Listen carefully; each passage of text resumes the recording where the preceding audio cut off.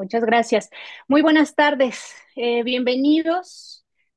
Iniciamos nuestras actividades que hemos titulado Filosofía y Humanidades desde el siglo XXI en el Departamento de Filosofía del Centro Interdisciplinario de Investigación en Humanidades de la Universidad Autónoma del Estado de Morelos. Estoy verdaderamente contenta porque, bueno, es nuestra primera sesión. Abrimos nuestro semestre, nuestro curso, nuestro seminario, más bien nuestras clases y nuestras sesiones de los viernes con un súper invitado que además lo invitamos siempre porque verdaderamente nos enseña en cada exposición que hace. Yo se los digo sinceramente, creo que es uno de los pensadores con mucha profundidad y que cada vez yo encuentro menos. Eh, por supuesto, al maestro Luis Cabrera por ayudarnos a la transmisión de esta nuestra actividad y de nuestra conferencia, por supuesto, virtual, titulada Los emblemas alquímicos y la memoria, una alternativa filosófica para recuperar el alma en nuestros tiempos. Voy a leer la semblanza de nuestro invitado, Alejandro Flores Jiménez, es doctor en filosofía por la Facultad de Filosofía y Letras de la UNAM.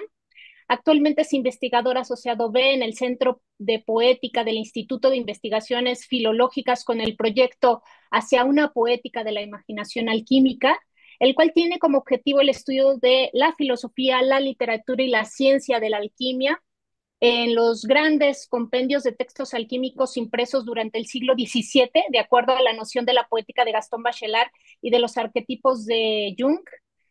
Es director del proyecto de investigación de la Facultad de Filosofía y Letras de la UNAM, titulado Taller de Lectura, Investigación e Interpretación de Textos Renacentistas Latinos, siglo XV-XVII.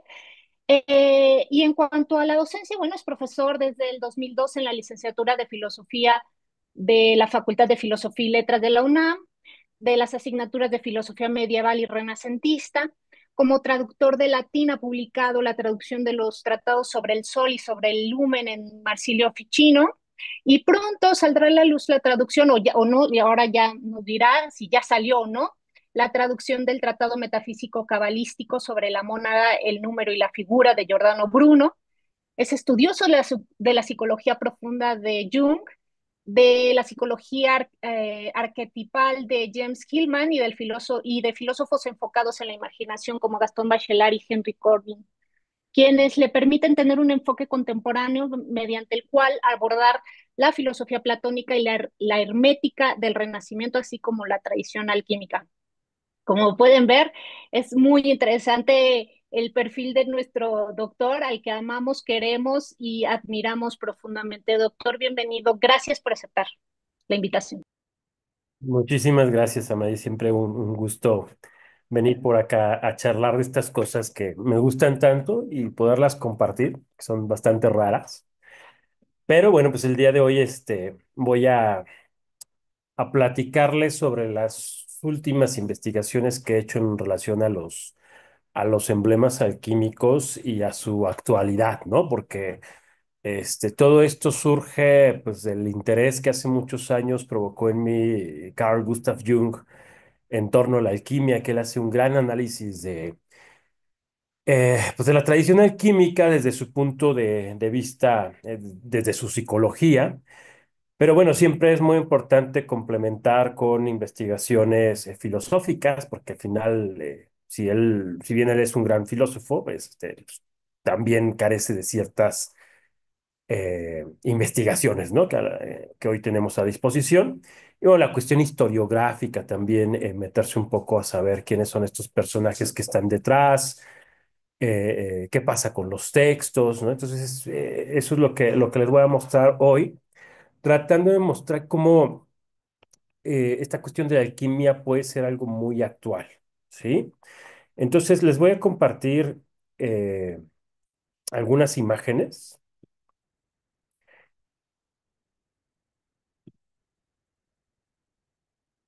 Ok, bueno. Primero que nada, les voy a presentar a Michael Mayer.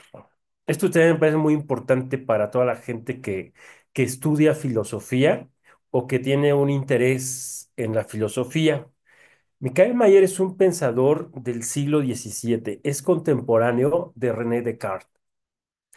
Ahora, para mí esto ha sido incluso un poco una lucha, una polémica, algo que he tenido que asumir y que creo que también un poco es mi estilo de presentar las cosas y de buscar a ciertos pensadores, ¿no? Como que uno trae por ahí algo ya dictado, digamos, por el destino para encontrarse con determinados estilos de pensamiento.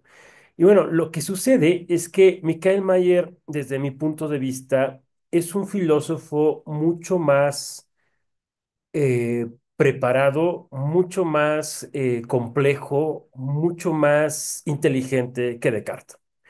Pero a nosotros nos han contado una historia de la filosofía, particularmente la que los alemanes diseñaron para decir nosotros, bueno, no todos los alemanes, pero una cierta parte de la historia de la filosofía, ¿no? Nosotros somos los herederos, ¿no? Y entonces los que se tienen que estudiar son estos.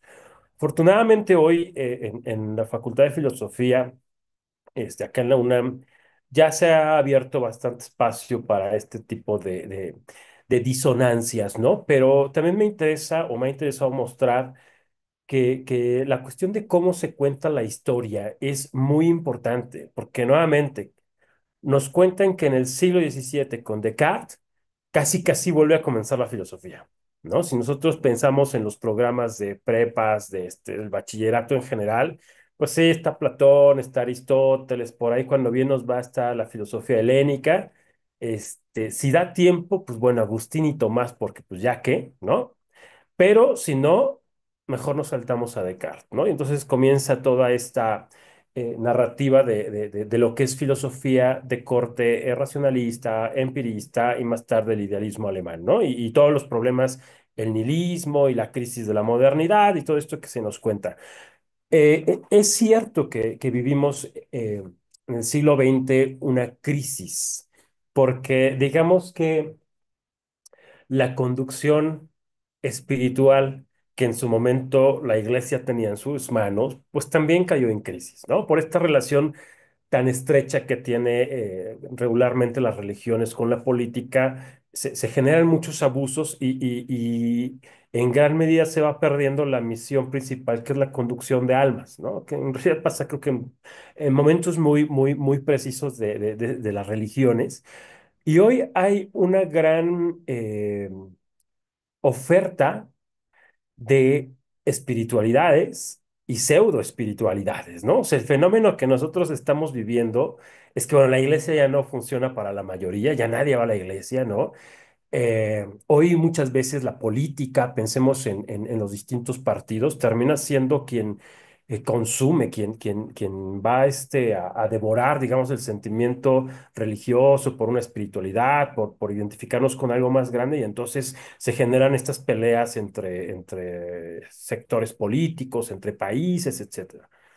Porque desde la perspectiva a la que pertenece la alquimia, la espiritualidad, y esto pensando junto con Jung, es un instinto humano, ¿sí? Es decir, aquí la cuestión de cuáles sean los instintos del ser humano no se van a limitar a una visión biológica, que es la que se nos suele enseñar en la escuela, ¿no? Los instintos son como motivaciones, animales, casi, ¿no?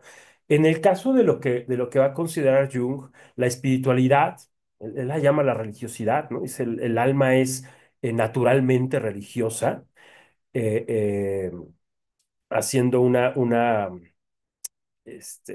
componiendo una afirmación de Tertuliano que dice, anima naturaliter cristiana, ¿no? El alma es naturalmente cristiana, dice Jung, no cristiana, pero sí religiosa. Es decir, todos los seres humanos necesitamos un sentido, ¿sí? Necesitamos encontrar sentido en nuestra vida, necesitamos saber para qué venimos. Entonces, la tradición a la que pertenece aquí Michael Mayer es una tradición en donde la filosofía particularmente estaba buscando ese sentido, el cual no estaba separado de que encontrar mi sentido espiritual implicaba también el trato con el cuerpo. Es decir, no había una separación. Yo no podía estar enfermo de salud y tener una espiritualidad sana, como tampoco bastaba tener un cuerpo sano si no tenía una espiritualidad sana, porque tarde o temprano eso iba a generar determinados afectos, ¿no? Determinados movimientos anímicos que me iban a enfermar. De hecho, es muy curioso, hoy se está retomando todo eso.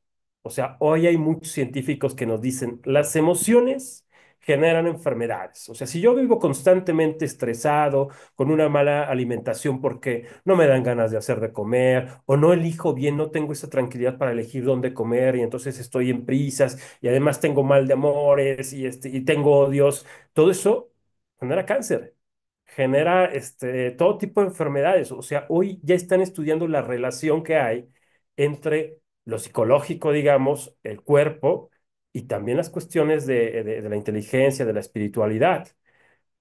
Eso se está estudiando hoy, digamos, en conjunto con las distintas disciplinas, es decir, la ciencia, la psicología, que no es propiamente una ciencia, al menos no natural, positiva, ¿no? Exacta, pero pensémosla así como una disciplina. Se ha estado comenzando a estudiar eso, pero en la época en que escribe Michael Mayer, eso es muy claro.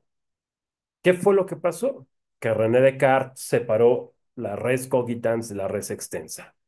Sí, es impresionante cómo una afirmación puede generar una forma de ver el cosmos, el universo, por lo tanto, de existir de un modo en ese cosmos, ¿no? Porque entonces yo estoy solo con mis problemas, pensando mis problemas, tratando de resolver, y ahí hay un mundo que se me opone. Para estos pensadores no es así. Para estos pensadores hay una continuidad. Yo no estoy separado de lo que sucede. Si de repente comienzo a escuchar una cierta música que me agrada, entonces veo cómo hay una relación de lo que me está sucediendo con lo que está pasando afuera. O si estoy en un lugar que es muy ruidoso, voy a comenzar a sentir molestia, estrés. Y eso era algo que era claro para este tipo para esta tradición. Entonces, ¿qué pasa con Descartes, ¿no? Descartes en sus meditaciones, en el discurso, dice, bueno, voy a dejar detrás todo lo que sé porque, y hay incluso una línea donde dice, la alquimia, la magia y todas estas cosas que son fraudulentas, ¿sí? Entonces, él comienza, digamos, una tradición que pues iba a tener un impacto muy fuerte, ¿no? En relación al modo de comprender el mundo y experimentarlo, toda la cuestión con la ciencia, etcétera. Pero ¿qué es lo que se queda atrás? ¿Quiénes son estos personajes? ¿No? Aquí tenemos a Mayer, les voy a presentar otro alquimista que se llama Daniel Stolzius, que es su alumno, y así hay muchos, ¿eh? O sea, y es gente que habría que rescatar. Su pensamiento es muy complejo, ¿no? Sí, sí hay que prepararse para estos tipos. Pero lo que está sucediendo con Mayer es que Mayer es el fruto maduro de una tradición que viene desde lo que, eh, desde mi perspectiva, podríamos llamar el Renacimiento. ¿Sí? El Renacimiento hasta hoy es una categoría histórica. Nos van a decir, bueno, es el siglo XV, incluso hay adjetivos, ¿no? El Renacimiento italiano, el Renacimiento español, el Renacimiento, etcétera. Ujú. Eh, Desde cómo lo veo yo, es más bien una especie de tradición, de movimiento que tiene una tradición, es decir, tiene una serie de conceptos, una serie de pensadores que se estudian por ellos y cada pensador va revolucionando, va renovando la tradición. Bueno, Mayer pertenece a una tradición que digamos, también esto es un poco, siempre tiene algo de arbitrario, el decir, empieza aquí, acaba acá, pero nos permite imaginar una tradición, ¿sí? Y así como nos hicieron imaginar que el cuerpo y la mente eran dos cosas separadas y eso funcionó para unas cosas, dañó otras. Ujú. Bueno, también saber que usar la imaginación, o sea, que la imaginación no es una mera capacidad representativa o generadora de ficciones, es una capacidad que genera una visión de la realidad, es decir, conoce la realidad y lo puede hacer desde distintos enfoques. Eso es muy importante tenerlo consciente. Mi imaginación me permite enfocar. Entonces, va a haber innumerables enfoques, ¿no? Ya como lo decía Bruno, el universo es infinito, los enfoques son infinitos, pero lo que es muy importante es ver a través de distintos enfoques para tener un panorama más amplio del universo en el que vivo, enfoques históricos, enfoques míticos, enfoques científicos. Hoy todo eso está cooperando, ¿no? Todavía hay quien se resiste a ello, pero tiene que cooperar. Enfoques religiosos, por supuesto. Entonces, digamos que este enfoque que yo presento pone como el iniciador del Renacimiento, de este Renacimiento que sucede entre el siglo XV y el XVII, donde hay una continuidad de ideas, a Marsilio Ficino, ¿no? Ficino, a quien llegan los diálogos de Platón, pero también se nos ha contado así la historia, ¿no? Este renacimiento de Marsilio Ficino parece ser el que regresa Platón a Occidente, se conocen los diálogos, él los comenta y por supuesto que va a tener una influencia tremenda en el mundo occidental, ¿no? Muchos van a comenzar a beber de las fuentes platónicas, incluso de cómo las comenta Ficino, ¿no? No leen directamente el griego, sino hasta después, el 19 leen el Platón latino de Ficino y las explicaciones que da Ficino, y entonces se genera todo lo que vemos, incluso a nivel del arte, ¿no? Michelangelo, Rafaelo, Da Vinci, Botticelli, usan el conocimiento que está dando Ficino, por no hablar de pensadores como Giordano Bruno, como Paracelso, como Pico de la Mirandola, Athanasius Kircher, John Dee, que son nombres de platónicos eh, bueno, que tienen una vena platónica fuerte. Pero cuando Ficino recibe los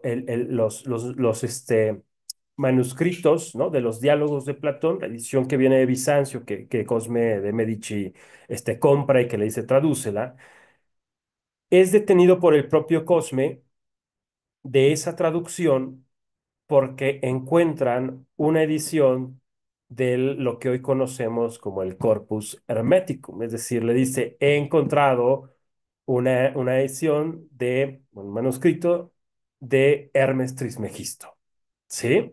Y Hermes Trismegisto es una figura legendaria que en tiempos de Ficino, es decir, en los 1400, ¿no?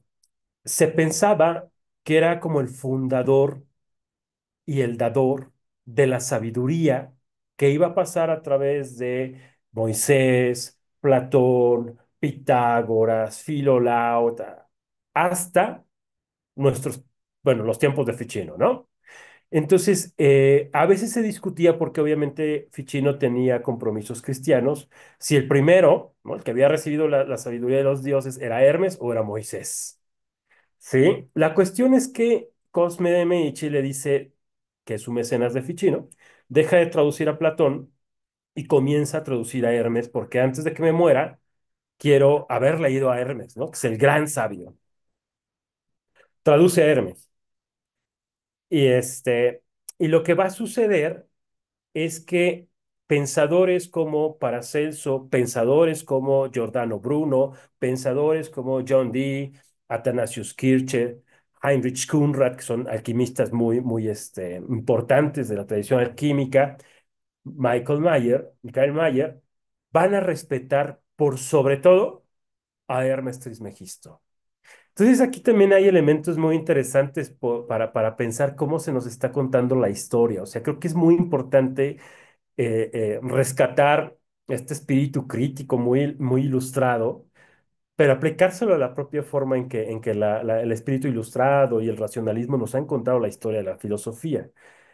Y lo que tenemos es que si bien Platón va a alimentar a todos estos pensadores, gente como Giordano Bruno va a decir, no, a mí Platón me convence en esto, pero en esto no, estoy totalmente de desacuerdo, ¿no? En plantear un universo que tiene tres niveles, para mí es un universo infinito, ajá, pero a quien sí acepta es a Hermes Trismegisto. Entonces parecería que el Renacimiento en realidad está delineado por este respeto y esta identificación como fundador de toda una tradición de sabiduría en Hermes Trismegisto. Y que Platón va a ser muy importante. Pero parece que este renacimiento es un renacimiento que particularmente está supeditado a la figura legendaria de Hermes Trismegisto. Una cosa muy importante aquí es que muchos de los alquimistas viven en la leyenda, ¿sí? Lo cual no quiere decir que esto sea ficción, porque si nosotros estamos tratando de buscar la exactitud histórica, no la vamos a encontrar. Sí, ya se ha buscado, pues, ¿no? La existencia histórica de estos personajes. Ajá, hay quien dice, bueno, María la profetisa pudo haber vivido alrededor del siglo tercero, cuarto, y parece que inventó aparatos de destilación por primera vez, ¿no? Ella es como la madre de la alquimia, digamos, y Hermes es como el padre de la alquimia, pero no hay claridad de eso. Y, pero de lo que sí va a haber claridad es de la leyenda. Es decir, la leyenda es un estilo narrativo que nos permite una comprensión de determinados conocimientos que si solo fueran figuras históricas no tendríamos. Caso Jesús, ¿no? Cuando alguien anda buscando quién es Jesús desde un punto de vista meramente histórica, se va a encontrar un humano como cualquier otro si es que tiene los datos, pero no va a entender el misterio que está detrás. Ujú. No va a entender la fuerza del misterio, ¿no? Que es lo que se oculta detrás del símbolo, lo que se oculta detrás de la leyenda, o más bien, me equivoco, ¿no? Lo que revela la leyenda, lo que revela el símbolo, ¿sí? Porque la idea es que no hay nada ocultándose, sino revelándose. Cuando nosotros no comprendemos lo simbólico o las leyendas con su propio ropaje, es porque nuestra mirada es la que tiene que volverse ad hoc a este tipo de lenguaje, ¿no? Lenguaje simbólico, y no estar buscando una cosa tan positiva como lo material o lo histórico. Ujú.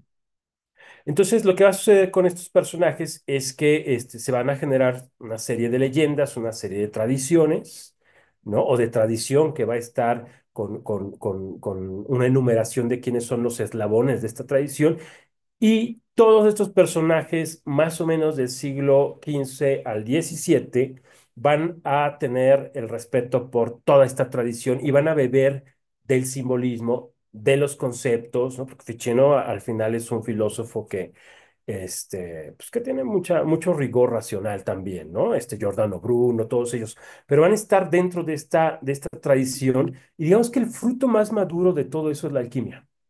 O sea, esa es mi postura.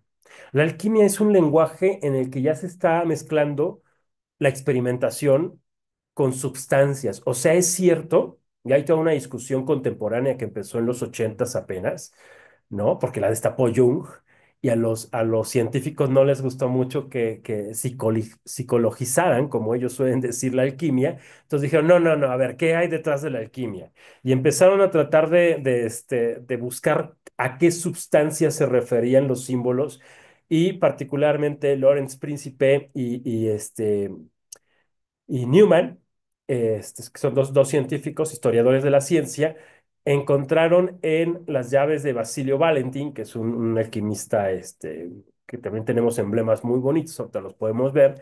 Encontraron que si suplían determinados símbolos por ciertas sustancias, en efecto, había experimentos, ¿no? Y esos experimentos se pueden hacer, son experimentos muy básicos, en realidad, para la química de hoy. Son los experimentos de la incipiente ciencia química, que no estaba separada de todos estos otros contenidos espirituales. O sea, lo que nos tenemos que imaginar de los laboratorios alquímicos del siglo XVII es que es gente que no tiene nuestra mentalidad, lo cual no la hace mejor ni peor, dependiendo para qué. O sea, nos vemos peores para entender el lenguaje espiritual, simbólico, etc. Por eso andamos comprando cualquier oferta pseudo espiritual, ¿no? De todas las que venden hoy con la red, ¿no? Obviamente ellos no tienen los conocimientos científicos que nosotros sí teníamos, ¿no? Muchos se murieron por envenenamiento de sustancias que no sabían que eran tóxicas. Pero digamos que para ellos era algo sorprendente y algo mágico, algo divino, incluso ver los cambios de la materia en un matraz, ¿sí? Pero es que eso todavía nos pasa a nosotros. Por eso esta cuestión con Bachelard es muy, muy interesante, porque yo lo que manejo particularmente de Bachelard, ¿no? O los conceptos que he tratado de traer a esta cuestión de cómo abordar la emblemática, ¿no? Las imágenes y, bueno, los poemas que vienen con los emblemas, es la cuestión de la repercutividad, ¿no? Y la resonancia, ¿no? Que la resonancia es como más personal, la repercusión es una cosa que mueve lo arquetípico. Y esto, por ahí no recuerdo el artículo, pero alguien decía, ¿cómo Bachelard no cae en el solipsismo pues son mis meras resonancias y esto es personal? Porque detrás está esta diferencia y cuando se genera la repercutividad está usando los arquetipos de Jung, ¿no? Dice, lo que se está moviendo ahí no es personal, es algo colectivo.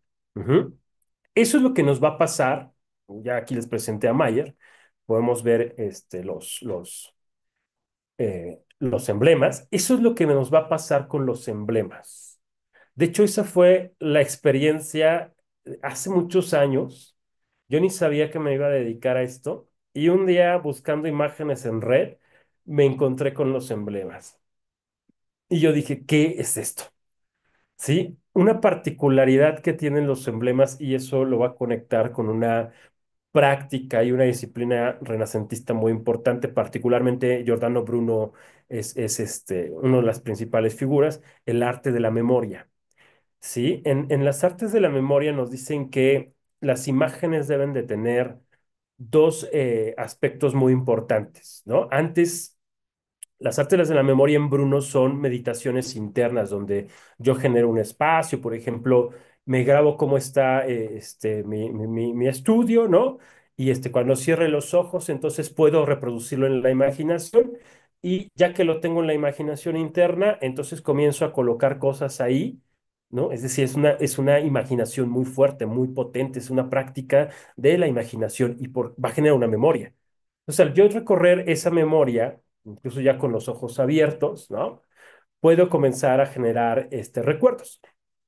¿Qué es lo que voy a recordar? En el caso de Bruno, que él ponía estatuas de dioses y de héroes, puedo recordar virtudes, ¿no? Si en algún momento me siento triste, puedo recordar la imagen que me recuerda. Tienen que ser imágenes muy fuertes ahí sí personalmente para que genere resonancia o repercutividad. Porque si yo lo que recuerdo en un momento de crisis es la valentía o la justicia, la idea es que al llegar la memoria de eso, a través de una imagen, yo voy a poder actuar de acuerdo con ello. Bueno, lo que sucede con los emblemas alquímicos es que esta memoria, que si bien es muy valiosa en el caso de lo que hace Bruno, ponerla dentro, ujú, tenemos la posibilidad de ponerla fuera, ¿sí? Que sea, digamos, yo lo llamo que se sociabilice el conocimiento, ¿no? Que se sociabilice el arte de la memoria. Porque entonces yo podría decir, bueno, es que yo tengo una imagen en la que para recordar esta enseñanza alquímica de que dice, ¿no? El lobo ha devorado al rey y una vez quemado lo ha devuelto a la vida. Ujú. Y el epigrama, vean, nos dice, esfuérzate por capturar el lobo voraz, aplaca su voracidad arrojando ante él el cuerpo del rey. Después ponlo en una hoguera y el fuego de Vulcano reducirá el animal a cenizas. Hace esto repetidas veces y verás al rey resucitar de la muerte, orgulloso de su corazón de león, ¿no? Entonces, bueno, aquí está cifrado un conocimiento. Ujú. Esta es la imagen. De acuerdo con lo que Bruno consideraba, yo podía tener internalizar esta imagen, ¿no? A través de mi imaginación. ¿Qué sucede con la emblemática? Que se da la eclosión de la imprenta. Y entonces vamos a tener a gente como Lucas Jennings o Johannes de Bray, que son editores, que son impresores, que están dentro del movimiento hermético, están muy interesados. O sea, esta gente que tenía a su cargo y a sus expensas la imprenta era gente pues, intelectual. Por eso es que va a publicar, durante el siglo XVI-XVII, se van a publicar muchísimos libros de alquimia, porque los impresores estaban muy interesados en que este conocimiento se sociabilizara. Y como ahora tenían la posibilidad de generar grabados, que era una cosa que era muy llamativa, ¿no? Lo sigue siendo. Entonces generaron estos grabados alquímicos que nosotros podemos encontrar en diversas obras y que tienen esas características que Bruno mismo y toda la tradición del arte de la memoria pedía a una imagen para que verdaderamente fuera mnemotécnica. Primero que nada, su rareza. Tenía que tener la fuerza de la rareza. Y en segundo lugar, tenía que mostrar una actividad, o sea, tenía que ver gente en movimiento, figuras en movimiento. Entonces, es curioso, pero los emblemas tienen eso, son cosas rarísimas. O sea, uno se enfrenta al emblema y dice, ¿qué es esto? Se genera una resonancia pensando en Bachelard, ¿no? Hay algo que comienzo a sentir y digo, ¿qué es esto? Me provoca curiosidad. Eso es lo que tienen los emblemas. Miren, vean esta salamandra en el fuego. ¿Sí? Uno no tiene posibilidad de negarse a decir, bueno, y esta locura qué es? Ujú. Incluso el arte de los grabadores es muy particular. ¿Sí? Saben hacer este tipo de diseños. Ujú. Bueno, la otra cuestión es que vean, es como si fuera una imagen en donde está sucediendo algo, parece haber movimiento. Ujú.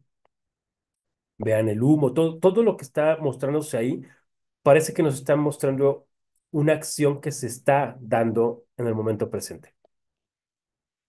¿Sí? No son imágenes que estén fijas, que parezcan estar estáticas. Ujú. Entonces, todo eso, ese estilo, ese diseño, va a generar que la imaginación no pueda hacer otra cosa más que interesarse, ¿no? Esta cuestión de la repercusión bachelariana. Ujú.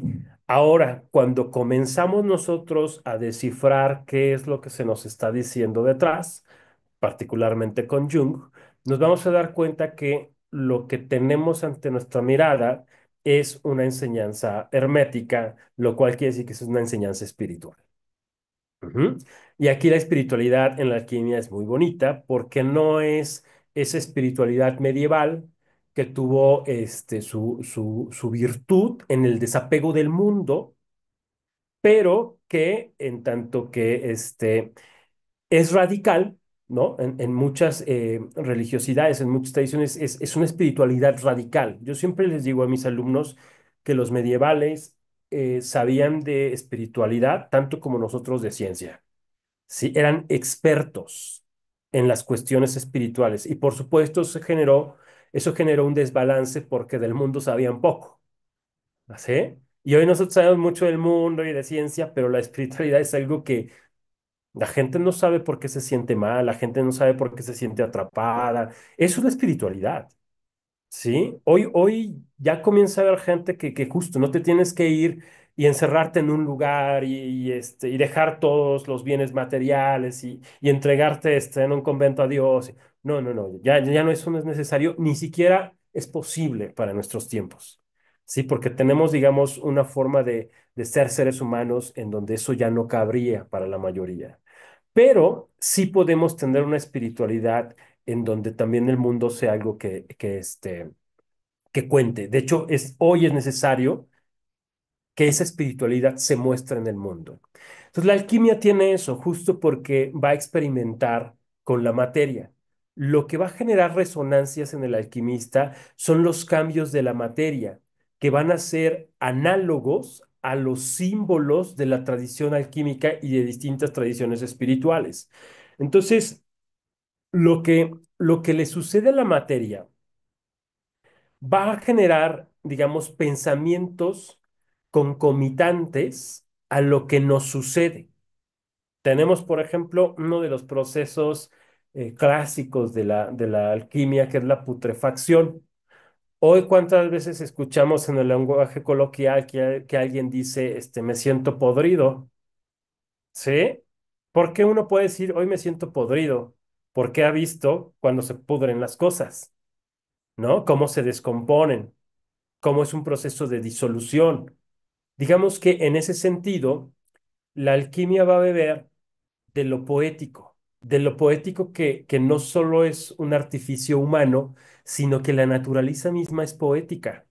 Es decir, si tomamos, digamos, de forma muy, en su raíz, ¿no? La palabra poética, de la poiesis, la creación, en realidad la naturaleza está constantemente creando imágenes. La naturaleza es una imagen, ¿sí? Claro, una imagen material, donde se pudren las cosas, donde hay ciclos, donde hay renacimiento, hablando de renacimientos. ¿Sí? Donde las cosas florecen, donde hay violencia entre distintos animales o donde hay, no sé, todo esto que la naturaleza nos muestra, es el mundo en el que vivimos. Y entonces, ¿cómo va a ser nuestra alma y nuestra imaginación análoga? ¿Sí? Eso es lo que ellos tienen muy claro y por eso fue el problema con Descartes, porque Descartes generó dos cosas que eran, que no se podían comunicar y aquí todo lo contrario, la comunicación es constante. Entonces, por ejemplo, lo que vamos a tener aquí es un rey, ¿no? Tenemos un rey y un lobo voraz. Ujú. ¿Quién es el rey? Nosotros podríamos reflexionar sobre esta figura. El rey, pues es el que está en el centro del gobierno de un pueblo, ¿no? La figura principal, digamos, en estos momentos. Ujú. Esta figura, aunque hoy en día ya políticamente no sea tan importante, no deja de ser importante para para el imaginario humano. No me gusta llamarlo imaginario, con Corbán me gusta más llamarlo lo imaginal, ¿sí? Pero digamos que es una figura que habita en nuestra imaginación. Los niños todavía quieren ser reyes, es decir, la figura principal. ¿Qué pasa cuando Jung ve estas imágenes? Se da cuenta que dentro, digamos, la constitución del alma humana, sí hay alguien que quiere ser un rey, el yo, ¿sí? Porque lo que él va a encontrar es que si bien nuestra personalidad yoica está en el centro de la experiencia, está mediando entre el mundo y el mundo externo y el mundo interno, ¿no? Y constantemente nosotros tratamos de ser un yo, tratamos de tener una identidad, ¿no? Y de gobernar nuestra vida. Bueno, muchas veces sucede que hay otras instancias psicológicas, ¿no? Otras instancias del alma que no permiten que tengamos un camino recto, ¿no? Y que hagamos las cosas sin esfuerzo. Al contrario, incluso en el mundo, desde el mundo externo, hay muchas cosas que comienzan a generar problemáticas internas como externas. Un buen día me levanto tristísimo, ¿no? 6 meses después tengo una depresión. ¿Qué es eso? Bueno, desde este punto de vista es algo que se está manifestando e incluso poseyendo la conciencia, de tal manera que el rey, el ego, no puede hacer nada y se vuelve viejo. Ujú. Porque esta imagen particularmente, hay otra por ahí muy bonita de que se tiene que dejar morir al rey viejo.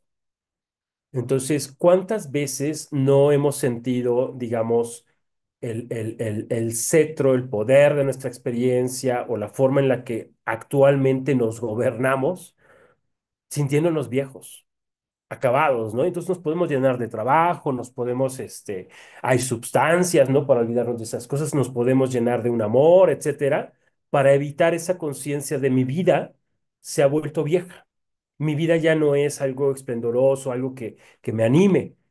Ese es el símbolo que está aquí detrás. Ujú. Entonces, claro, cuando yo voy a los metales, por ejemplo, puedo ver que el oro o la plata están sucios, ¿sí? Y que mediante un proceso en el vaso alquímico es posible regresar el oro a su brillo original y quitarle todo ese tipo de contaminación, digamos, de lepra, incluso la llegan a llamar en alquimia, ¿no? Eso es algo semejante o es algo análogo a lo que va a pasar mediante un proceso de transformación espiritual, en tanto que es espiritual, es física y es psicológica. Pero si yo logro entregar, digamos, el centro de mi conciencia a este lobo voraz, ¿sí? Y luego el lobo lo pongo en el fuego, dicen, de ahí va a salir renovado el rey. Es decir, va a salir renovada la conciencia con un nuevo conocimiento de este proceso. ¿Qué quiere decir? ¿Quién es el lobo voraz? Bueno, el lobo es un animal. Ujú. Algo que tenemos que es muy importante para comprender los símbolos de la alquimia y en general los símbolos, creo yo, ¿no? Y esto lo comprendí particularmente con James Hillman. Tiene un texto muy bonito que se llama El sueño y el inframundo, que es un libro sobre los sueños, pero nos dice, hay que apegarnos a la imagen, ¿sí? Entonces, lo que nosotros tenemos aquí es una instancia, digamos, animal de la psique humana. Hay algo que sigue siendo animal, o sea, es algo muy instintivo. Es eso que Jung va a llamar particularmente con esta imagen, lo inconsciente. Cuando nosotros pensemos por ahí, una buena tarde en que no tenemos nada que hacer y entonces nos llega la angustia, ¿sí? Nos llega la tristeza, la melancolía. ¿Qué es lo que el rey, o sea, la conciencia, el yo trata de hacer? ¿No? Pues vámonos de aquí, ¿no? Le llamo a alguien, voy con la pareja, me voy a tomar algo, me voy al gym, pero no quiero estar ante esta sensación. No, la idea es que ese es el lobo. Entonces, ¿qué pasa si yo, de conciencia, le entrego el gobierno, digamos, la dirección de hacia dónde va la vida, al lobo, devora, ¿sí? Si yo me mantengo ahí en esa situación angustiante, voy a sentir que me devoran. Y eso es algo que la psicología académica, particularmente, no trata, porque siempre está tratando de sacarnos de ese estado, de ese tipo de estados, ¿no? En el que la persona se siente angustiado, pero desde la psicología profunda, en realidad debemos entrar ahí para escuchar. Ujú. Eso creo que es lo que vuelve, o tendría que volver impopular la psicología junguiana, porque es una psicología que nos invita a tú métete ahí dentro de la angustia y la melancolía y esa cosa horrible y pon atención, porque ahí es donde va a comenzar el proceso en el que se va a objetivar el alma. Es decir, puede ser que yo estaba ahí en ese momento y no soporto y escucho una voz, ¿no? Ya sea una voz desde la conciencia que me dice, no sé, recuerda que no has ido a hacer tal cosa, ¿no? Y entonces comienzo a darme cuenta de todos esos pendientes, esas cosas que personalmente, por ejemplo, no le has pedido perdón a esta persona que fue tu amiga o... Ujú. Ese tipo de cosas que se van quedando ahí, cuando nos adentramos a estos estados, comienzan a mostrarnos qué es lo que nos está afectando desde ya un plano inconsciente, digamos, ¿no? Desde las profundidades del alma, si ustedes lo quieren ver así, ¿no? Porque lo hemos estado evitando. Entonces, el lobo comienza a devorar, pero después, ¿qué pasa? ¿Qué pasa si yo me quedo dentro de esa experiencia devoradora? Ujú, un abismo devorador, digamos, ¿no? Voy a comenzar a sentir calor.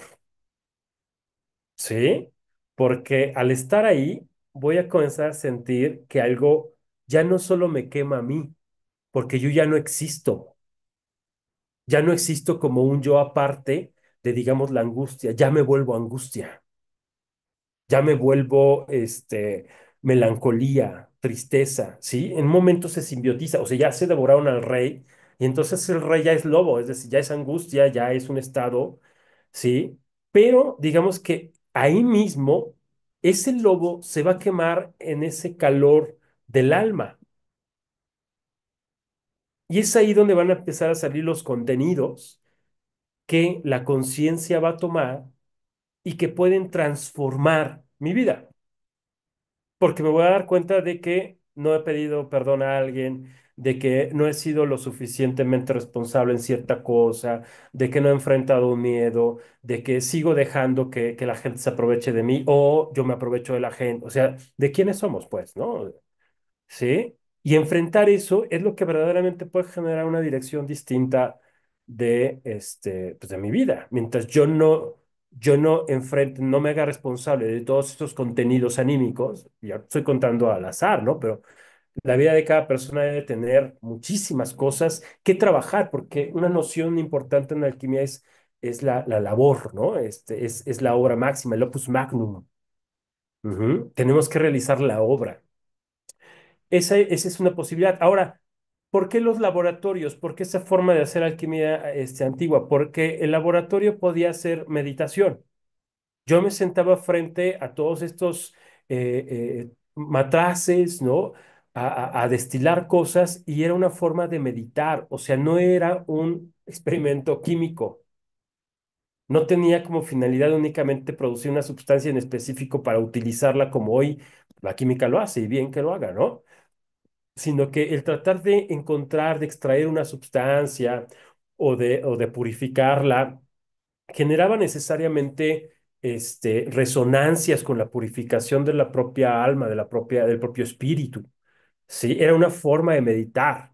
Ahora, nosotros no necesariamente vamos a tener un laboratorio alquímico, aunque hay gente que lo tiene, pero en el momento en que escribe Michael Mayer, eh, la cuestión con el laboratorio está comenzando a dejar de ser tan necesaria porque, por ejemplo, tenemos los emblemas. Los emblemas, si yo ya más o menos sé qué onda con el simbolismo que tengo aquí, me van a servir para meditar y para recordar, ¿no? Para no olvidarme, es decir, para no ser inconsciente. Si yo pongo el emblema frente a mí y entonces comienzo a recitar el poema, particularmente en latín, pues tiene una musicalidad, ¿no? Entonces eso va a comenzar a generar memoria.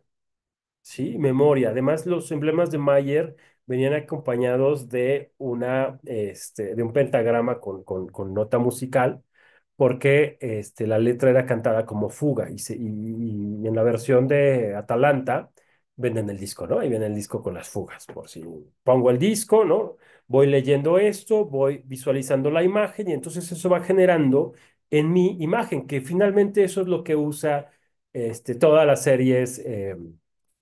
Todas las aplicaciones, ¿no? Para promocionar series, para que nosotros comencemos a tener en nuestra imaginación todo ese contenido y la preocupación por ese contenido. Y ese contenido le da forma al modo en que entendemos nuestra vida, en que queremos ser, etcétera, ¿no? Por ahí incluso hay estudios en donde se demuestra que cerebralmente, cuando yo veo una serie y el personaje logra algo, yo lo logro, porque el cerebro no distingue entre que lo logre el personaje y que uno lo logre. Entonces eso genera que lo único que logro es estar ahí en mi sillón y mi vida comienza a reclamarme después que yo no estoy tratando de lograr eso en mi vida, sino que lo estoy viviendo afuera. Bueno, el emblema también tiene ese principio, pero muy por el contrario, lo que trata de hacer no es que nos olvidemos de nosotros mismos a través de las historias, ¿no? De las series, sino que recordemos los contenidos, digamos, arquetípicos o las acciones arquetípicas que necesitamos para que nuestra vida se transforme. Entonces, ¿qué pasa si yo ya me siento viejo y mi vida, pues, transformación? Y en la alquimia voy a encontrar una serie de contenidos. Sí, vean, aquí está un viejo comiendo este, de un árbol. Sí, y esto se supone que es un baño como estilo sauna. Esta también es una imagen que me gusta mucho porque la idea es que está ahí un viejo y estas manzanas de oro que tienen relación con las manzanas de las Hespérides, ¿no? Que son divinas. La idea es que si yo me meto, por ejemplo, si me encierro un buen día a meditar, aquí meditación no tiene que ver con lo oriental, ¿eh? O sea, meditar es imaginar, casi casi. Es una imaginación potente. Entonces yo me encierro a tratar de escuchar, observar, poner atención, es decir, volverme consciente de los contenidos que brotan automáticamente de mi alma, me voy a alimentar de eso. Y eso es lo que este emblema trata de mostrarnos, que tengo que encerrarme en ese sauna. Además, la imagen de sauna es muy buena porque si hemos entrado, ¿no? Cualquier persona que ha entrado al sauna ahí en un gimnasio, en un deportivo, ¿no? Entonces ya uno ni ve y medio se marea y medio puede respirar. Eso pasa si en algún momento de angustia yo me encierro, ¿no? A tratar eso es lo que hizo Jung cuando escribió el libro rojo que a tantos les impresiona. Se encerró y órale, ¿no? Entonces la imagen del sauna es análoga, o sea, es un sauna. Sí, es un baño, es lo que llaman baño, un baño de vapor, porque eso es lo que voy a sentir que me sofoco, claro que sí, pero ahí hay un árbol, dice, y yo tengo que comer de ese árbol. Ujú. Y bueno, este baño también es una imagen análoga del vaso alquímico, de las sustancias que podían observar en el vaso y que estaban encerradas. Es decir, vean cómo no hay una eh, forma correcta de entender la alquimia, ¿no? Por lo que les contaba de Príncipe y de Newman, ¿no? Que lo quieren hacer muy científico.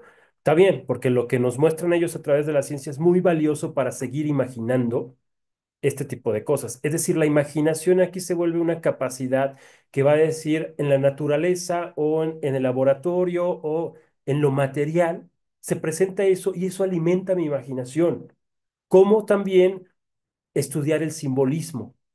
¿Sí? Esas cosas no se excluyen, sino que enriquecen la comprensión que tengo yo de estos fenómenos. ¿Cuántas veces situaciones que son importantes para nosotros como aprendizaje emocional, ¿no? Como aprendizaje de vida, provienen de que vemos algo fuera en el mundo? ¿Sí? Vemos que un árbol, una jacaranda florece y ese día yo andaba sensible como para darme cuenta de, claro, ¿no? Si yo me cuido, si hay belleza ¿no? Frondosidad y todo esto, muchas cosas podemos aprenderle al mundo si lo observamos, si observamos la naturaleza, particularmente la naturaleza. Es lo mismo que está aquí. Ujú. Lo espiritual y lo natural de alguna manera son como un espejo aquí. Y entonces al ser humano le corresponde ser el que observa ese espejo que tanto tiene digamos, un lado espiritual, ¿no? Como un lado, natural, ¿no? Es como si fuera un espejo con dos, caras, pero que al final es el mismo espejo. Ujú. Entonces, cualquiera, o sea, las explicaciones que da Jung desde la psicología son maravillosas. Y toda la gente que le sigue, ¿no? Hay jungianos que se dedicaron a eso, Stanton, Edinger. Pero también lo que nos han dicho los que tratan de encontrar los experimentos que están detrás, ¿no? De algunos alquimistas, no de todos. ¿Sí? Mayer particularmente y Stolzio son muy espirituales porque tienen esta vena muy filosófica, más que científica. Pero todo eso nos sirve para comprender lo que hay detrás, porque la experiencia alquímica, desde mi punto de vista, estaba unificada. O sea, ellos no se hacían la pregunta del todo de si es meramente un experimento físico o no, aunque cuando se la llegaron a hacer, porque pues finalmente la gente preguntaba, ¿no? Los reyes preguntaban, existe entre ellos un descalificativo para la gente que sí estaba buscando solo oro, oro físico para volverse rico, ¿no? Y les llamaban los sopladores, porque pues estaban soplando con la cosa esta, ¿no? Al horno, tratando de generar oro e incluso dentro de los textos alquímicos se adjetiva al oro como el oro filosófico, ¿sí? La sal filosófica, ¿sí? La piedra filosófica o de los filósofos. Y ese adjetivo es muy importante porque está haciendo una diferenciación. No es el oro físico, es el oro filosófico, ujú, que estaría en todas partes, ¿sí? Que estaría para quienes pueden verlo. Incluso si yo voy a usar oro, es como un recordatorio, una forma de recordar que hay un oro anímico, que hay un oro espiritual y que de alguna manera uno es presentación del otro, ujú, y viceversa, o sea, no hay una separación, ¿sí? Entonces, este también me gusta mucho porque dice, ve a buscar a la mujer que lava la ropa y haz como ella. Es un trabajo de repetición, repetición, repetición. Y esto también es muy importante porque, para empezar, está tratando de quitar las manchas de la ropa, la mácula, ¿no? Pensando en la tradición cristiana, la mácula del alma podríamos jugar, ¿sí? Pero podemos jugar porque nos puede dar ese conocimiento. Recordar que la ropa se puede lavar es recordar que el alma se puede purificar, quitarle la mácula. Pero para ello hay que estar lavando constantemente, todos los días. Sí, yo no puedo ir ahí a que me lean el tarot y salir pensando que eso ya me va a permitir tener una mejor vida, sino que hay que trabajar diario, porque creo que eso es algo que la alquimia tiene muy claro. El trabajo constante, el trabajo con la cotidianidad. Y esta imagen la puse porque me gusta mucho. Son artes de la memoria, son imágenes para la meditación. Yo me puedo poner esta imagen nuevamente enfrente, leer el texto una y otra vez, y eso va a generar que constantemente, ¿no? A lo largo de mi día o en ciertos momentos de mi vida, me acuerde yo de lava la ropa. No olvides lavar la ropa. Pero aquí ya tiene un significado simbólico, y entonces puedo voltear a mi alrededor y decir, a ver, ¿qué no estoy lavando? Sí, o sea, pensemos en una analogía cotidiana, ¿no? Cuando no hacemos el quehacer y de repente la casa comienza a reclamarnos, ya ni nos deja estar ahí, ya no nos deja trabajar a gusto, se genera una situación, condiciones que afectan, ¿no? Hacen resonar mi alma, sí, mi estado anímico de una manera diferente a cuando todo está muy limpio, muy bonito, adornado, etcétera. Es eso, o sea, a mí me parece que si bien la espiritualidad es algo misterioso, profundo, porque hay que alcanzarlo, porque hay que ir conociendo poco a poco más, trabajando en ello, también es cierto que digamos, los comienzos del trabajo espiritual están a la orden. ¿Sí? O sea, si yo me acuerdo de esto, puedo generar una meditación en donde hacer el quehacer de mi casa sea también una forma de expresar lo que yo quiero en mi vida. Claro, están versiones como el Feng Shui, ¿no? De Oriente y todo eso, pero a mí me parece que es muy importante ver cómo nosotros tenemos esas tradiciones. O bueno, la Europa, ¿no? Pero pues, como nosotros también hablamos latín, algo nos toca. Ujú, este tipo de tradiciones. Eh, Les voy a compartir otro texto, ya nada más para mostrárselos y yo creo que dejar tiempo para preguntas y todo esto. Pero solo para que lo vean, que es el de Stolzius. Este es el texto que he estado trabajando particularmente porque el otro texto está traducido en Atalanta, lo pueden consultar, se lo pueden comprar, son estos libros morados muy bonitos. Y este lo he estado trabajando, lo he estado traduciendo y se llama El Jardín Alquímico, el Viridarium Chemicum. Y desde ahí es una cuestión muy poética, porque la idea es que Stolzius es un alumno de Mayer, vean la fecha, 1624, sale de Bohemia porque comienza la guerra de los 30 años y hay una pelea entre ciertos grupos protestantes y los católicos radicales. Particularmente estos grupos protestantes son los que están promoviendo el hermetismo, muchos de ellos y en la Liga Católica, por ejemplo, pelea Descartes, ¿no? Como soldadito.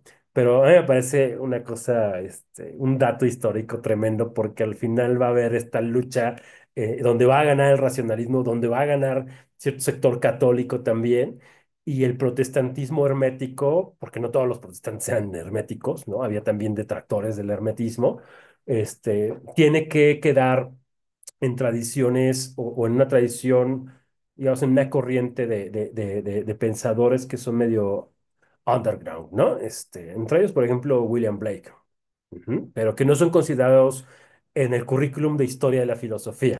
Es lo que les digo, ¿no? Jacob Boehme, eh, con el que se pelea Kant, ay, se me fue ahorita, tiene un libro sobre los sueños. Swedenborg. En ellos va a pervivir todo esto. Ujú. Pero bueno, todos los románticos beben de estas cosas. El Viridarium es un texto en donde Stolzius le dice a Lucas Jennings que quiere generar una filoteca, es decir, una cosa, un libro donde tenga imágenes que ama, que le permiten alejarse de la tragedia que está pasando en Bohemia. Aquí en realidad él ya está en Oxford. Y Lucas Jennings le dice que sí, pero que además le agregue un pequeño poema donde explique más o menos cada emblema. Y entonces, este texto es una de las principales, digamos, colecciones de emblemas. ¿Sí? Estas son las 12 llaves de Basilio. ¿no? Que están en un texto que se edita dentro de estos impresores y que son las 12 llaves de Basilio Valentin. ¿Sí? Lo edita Mayer, de hecho, Mayer también dice, pues yo voy a editar cosas y vean los emblemas, ¿no? Entonces, la idea es que uno debe abrir este libro buscando resonancias, ¿no? Bueno, repercusiones, ¿sí? Es que no me gusta la traducción de repercusión. Porque entonces yo voy abriendo el libro y digo, oye, esta me gustó. Y me dice algo, hay algo que llama, ¿no? Me llama la atención. O sea, por ahí empieza por esta cosa fenomenológica de Bachelard. ¿En qué voy a poner atención antes de decir qué significa? Olvídense qué significa. Sí, primero digo, oh, esto me llamó la atención. Y entonces voy a ver el poema. Ujú. Y ya el poema comienzo a imaginar. Y claro, voy, estudio, voy y busco información, pero puede llegar el momento en que se vuelva una imagen muy importante para mí, una imagen de la memoria, que sea parte del repertorio de símbolos o de imágenes que han guiado mi vida. Como nosotros hoy en día con las canciones, ¿no? Que hay canciones que cada vez que suenan, ¡pum!, evocan ciertos sentimientos porque fueron canciones que nos permitieron comprender una situación en particular en un determinado momento de vida y esa comprensión nos permitió atravesar esa situación, ¿no? O vivirla con más intensidad. Ujú. Entonces, esto es algo muy semejante. Tiene estas hojas en blanco porque está hecho al modo de una cosa que llamaban libro de amigos. Y entonces, tú te llevabas tu texto, tiene forma italiana, y aquí te escribía, ¿no? Entonces decía, Samadhi, escribe una dedicatoria aquí, ¿no? Y el libro de Stolzius, tiene autógrafos de gente importante. Y entonces, sobre todo la gente que viajaba, iba coleccionando firmas, ¿no? Entonces me encontraba por ahí, no sé, a Raymond Ariola, ¿no? Trabaja cosas a química. Pues ahí en Barcelona, hay gente que hace de esto mucho, ¿no? Mario Sabán, el cabalista. Entonces me encuentro a Mario Sabán y le digo, oye, fírmame mi libro de amigos. Pues ahí me ponía la firma, ¿no? Le podía decir, tú escoge la imagen que quieras y ahí ponme. Entonces era una cosa muy, muy, muy bonita. Sí, y a partir de eso él generó este texto que es el Jardín Alquímico. Estas son las imágenes de Basilio. Ujú. Pero más adelante tenemos eh, estas otras, que son imágenes de un texto que se llama Los símbolos de la mesa dorada, que es algo así como, yo lo traduciría como las leyendas de la mesa dorada, porque Mayer, este proviene de Michael Mayer, los poemitas son de Stolzius, pero digamos que originalmente los emblemas estaban en otros libros y él los reunió, esa es la cosa, y trató de resumir en estos poemitas la doctrina. Entonces aquí tenemos a los 12 alquimistas de las naciones, los alquimistas de las 12 naciones principales. Y el primero es, por supuesto, Hermes Trismegisto, ¿no? Pero después viene esto muy interesante que es María la profetisa. Y me gusta mucho porque en realidad María la profetisa es una leyenda, pero es decir, es una figura mítica que tiene un componente histórico. Fue la maestra de Sósimo de Panópolis y ella fue la que se le adjudica la invención de los aparatos de destilación, ¿sí? Y entonces se le asociaron ideas a lo largo de la historia, y entonces Mayer escribe sobre ella, Stolzius la pone aquí, pero además es muy bonito ver cómo está esta cuestión de lo masculino en Hermes, ¿no? Y lo femenino en María la Profetisa. Sí, ellos dos son los primeros, el padre y la madre, ¿no? De la alquimia. Por ahí en algún momento voy a sacar un articulito sobre ella. Es una figura bien, bien interesante. Acá tenemos a Demócrito griego, ¿no? Aquí nos explica por qué Demócrito. Ujú. Morieno romano, Morieno, o sea, son gente que tienen o se les adjudican opúsculos alquímicos que son muy importantes dentro de la tradición alquímica. Es gente que no conocemos porque, o sea, piénsenlo, ¿no? La historia de la filosofía que nos cuentan es muy racionalista, es muy cientificista. Sí, a pesar de que mucha gente estudia filosofía porque le quiere encontrar sentido a su vida, aquí hay muchas cosas por rescatar. Sí, conocimientos que hay que actualizar, como en su momento Jung lo hizo, ¿no? Con otros lenguajes, con otras herramientas, pero aquí hay mucho conocimiento. Este es maravilloso, porque este es Avicena. Ujú. Y aquí está esta cuestión de une lo fijo a lo volátil, que es uno de los adagios alquímicos más hermosos, ¿no? Es une el rastrero sapo con la volátil águila, dice Avicena. Y une lo fijo a lo volátil es tanto como decir, así en resumen se lo sigo, ¿no? Sé lo más espiritual que puedas, imagina, proyecta, etcétera, pero que no se te olvide vivir, que no se te olvide pagar la luz, que no se te olvide hacer ejercicio. Eso es un hilo fijo a lo volátil. La experiencia completa de lo humano, digamos, ¿no? Que el humano tiene estas capacidades de elevarse a lo espiritual, ya como lo decía Pico, pero también los dioses nos han hecho los administradores del mundo, ¿no? Tenemos que cuidar este mundo. Entonces, está este compromiso con ambas dimensiones. Y bueno, aquí está Alberto Magno, está me parece que es Arnoldo de Vilanova, que también se le adjudican una serie de textos de piedras preciosas y bueno, ¿no? Un sabio galo, dice, ¿no? O sea, español. Tomás de Aquino, ¿no? Que a los católicos les enfada mucho que lo asocien con un texto que se llama La Piedra Filosofal, ¿no? Raimundo Lulio, que son textos pseudolulianos, se sabe que son pseudolulianos, pero hay una tradición a nombre de Lul, que es alquimista, ujú, Roger Bacon, y bueno, nosotros no los conocemos tanto, son figuras un poquito más obscuras, muy interesantes, y después vienen emblemas que pertenecen a un texto que se llama La filosofía reformada, ¿no? La traducción sería así, de Daniel Milius, que es también un alumno de Mayer. Ujú. Y bueno, vienen, por ejemplo, aquí la división de los reinos, que para hoy nosotros es muy básico, pero pues para ellos era parte de comprender cómo estaba estructurado el cosmos, ¿no? El reino animal, el reino mineral, el reino vegetal, el ser humano como un reino en sí mismo. Ujú. Y de ahí se nos vienen esta cosa que es tan atrayente para mucha gente, que son los procesos, alquímicos, ¿no? Entonces aquí tenemos la calcinación, la calcinatio, ¿no? Una imagen de la calcinatio. La disolución, solutio. Y entonces tenemos la imagen, ¿sí? La separatio. Aquí está la imagen. Ujú. La conjunctio, ¿no? La conjunción. El rey y la reina y todo un simbolismo, ¿sí? La putrefactio, que esta imagen es popularísima, ¿no? Esta la pueden encontrar usada para muchas cosas, la imagen de la putrefactio con el sol negro. Posteriormente va a ser el sol negro de la melancolía en el romanticismo y toda esta tradición. Ujú. Lo que me interesa mucho mostrarles es cómo existe este tipo de conocimiento en textos que en su momento fueron desechados como una especie de balbuceo de la presciencia, digamos, ¿no? De la ciencia incipiente. Y hoy están siendo retomados porque pues, ya nos dimos cuenta que esto no era un intento de hacer ciencia nada más, ¿no? De hecho, la noción de ciencia como hoy la conocemos no existía.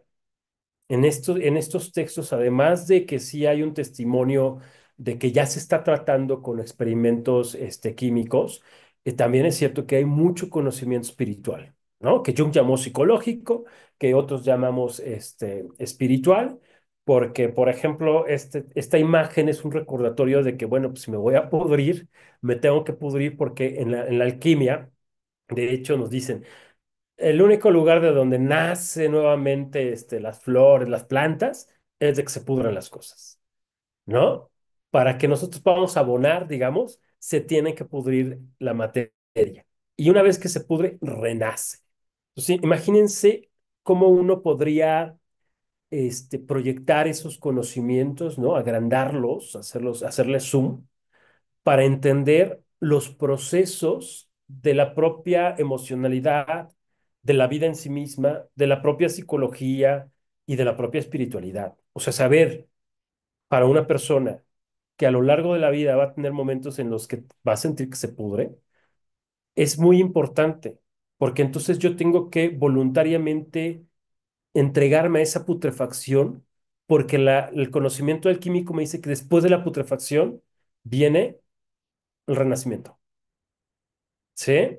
Si yo no sé eso, entonces voy a sentir ese momento natural de mi alma, de mi espíritu en que se está pudriendo, como si fuera una invasión.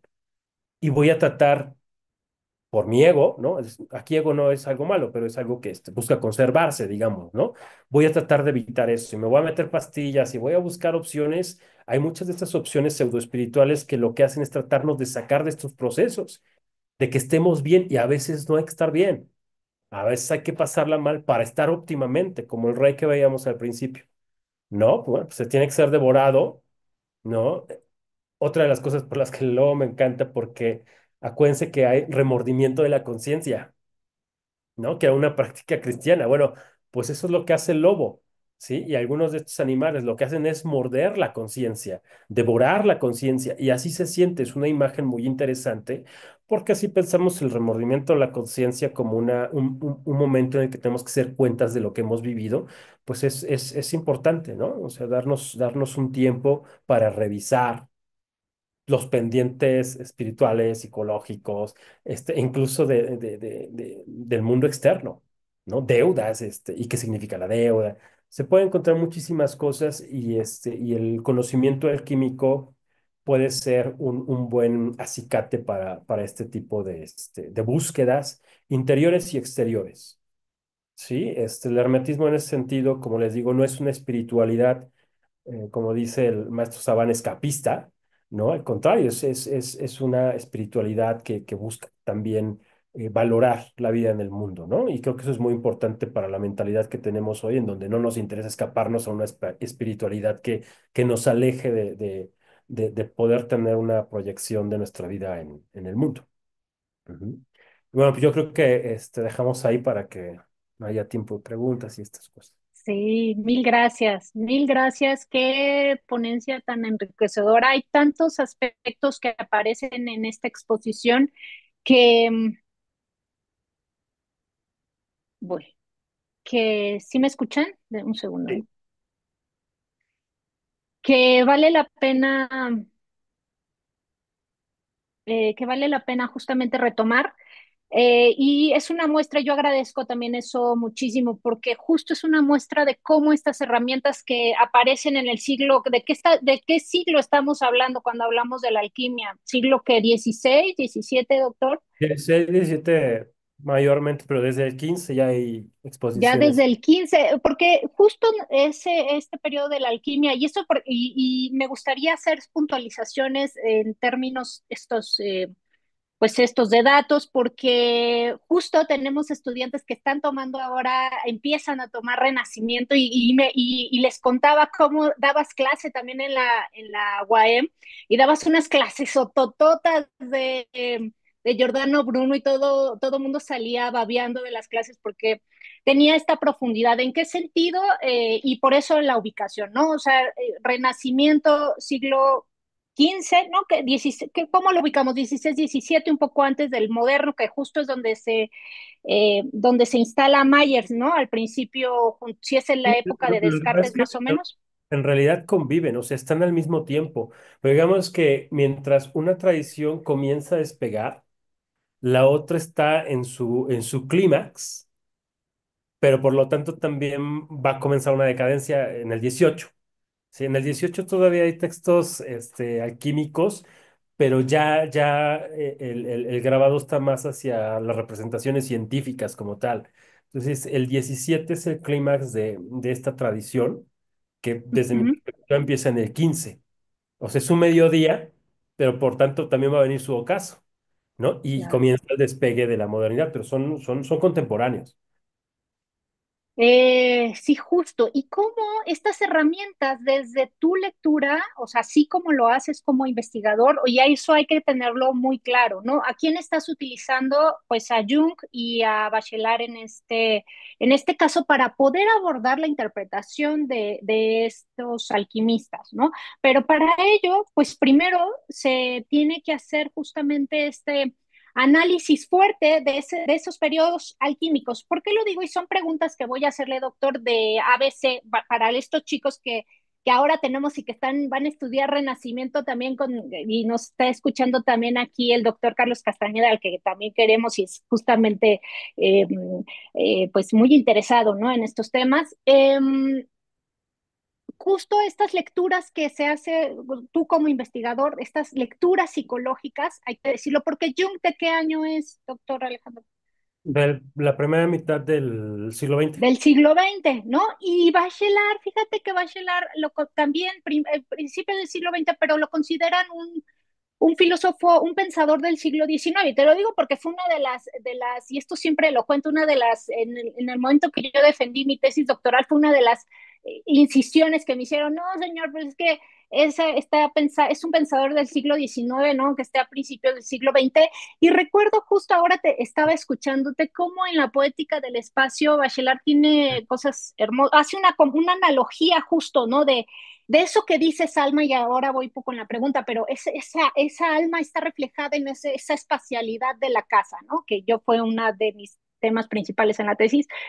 Y cómo contaba cómo cuando uno limpia la casa, un mueble, ¿no? Ahí hay una rememoración, o sea, no es una mecanización del hecho, de la habitualidad, de la cotidianidad, como lo dice, sino ahí hay rememoración, hay memoria, hay idas y vueltas, ¿no? En esta Sí, interioridad, en sí, ese sí. regreso a uno, ¿no? Sí, y ahorita que Es, es- sí. ujú, es que es cierto, o sea, ¿en qué momento se produce, o más bien, hay que estar muy atentos al momento en que se produce el fenómeno poético, ¿no? Porque sí, no es solamente una reiteración sin más, sino, por eso esta cosa fenomenológica, ¿no? Hay un momento en donde esta reiteración produce algo que está más allá del ordinario. E igual es con estas imágenes. No es que yo me ponga a estudiar los símbolos y entonces, claro, ya sé y significa ese tipo de abordamientos, incluso desde Jung, desde quien sea, están muertos, ¿no? Ujú. Entonces lo importante es que sí, ya estudié ya todo, pero tengo que ir ante la imagen y de repente me va a pasar algo. Y tengo que estar muy atento a eso que Bachelard llama repercutividad. De continuidad. Y en ese sentido es interesantísimo porque hay aquí dos ideas interesantes desde la interpretación y la investigación que haces en este vínculo que nos interesa, que es la idea de la imagen con el emblema, ¿no? Porque el emblema, o sea, y esa es otra pregunta. Tengo dos preguntas fundamentales antes de dar cabida, porque hay muchas pero hay mucho interés, ¿no? Ahorita te voy a decir todo lo que han escrito y las preguntas que te han hecho, pero rápidamente para ubicar.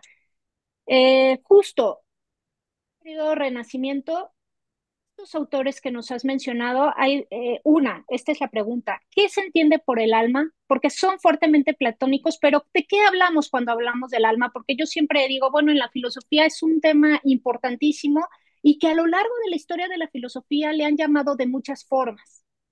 O sea, el alma se ha convertido o se ha tematizado o se ha dicho o se ha pensado desde diferentes perspectivas y a lo largo de la historia ha tenido varios nombres. ¿Qué se entiende desde la alquimia, desde el Renacimiento por alma? ¿Qué vinculación tiene? O sea, ¿cuál es esa figura alquímica? ¿Por qué le dicen alquimia o sí, alquimia? ¿Por qué surge, no? Y no es casual que esté justo en el auge de las ciencias experimentales cuando surge, ¿no? Descartes y después todo este pensamiento muy racional, ¿no? En contraposición a esta figura, más bien a este carácter de la imaginación como facultad.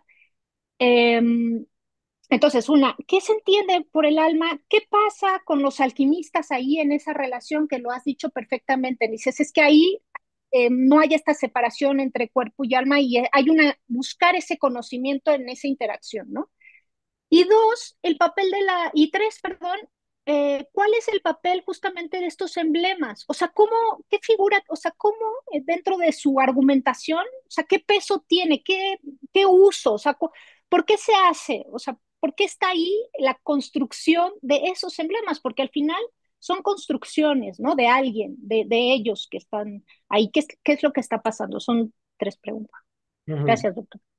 Bueno, lo del alma, mira, es complejo porque es un fenómeno. Yo creo que pensando en nuestras herramientas, ¿no? La forma en la que podemos ir comprendiendo qué es el alma no es a través de una cuestión conceptual, porque como dices, ¿no? Lo van a definir de distintas maneras, de distintos modos, sino que es ir enriqueciendo nuestra experiencia de lo anímico, del alma, a través de los fenómenos que reconocemos como anímicos.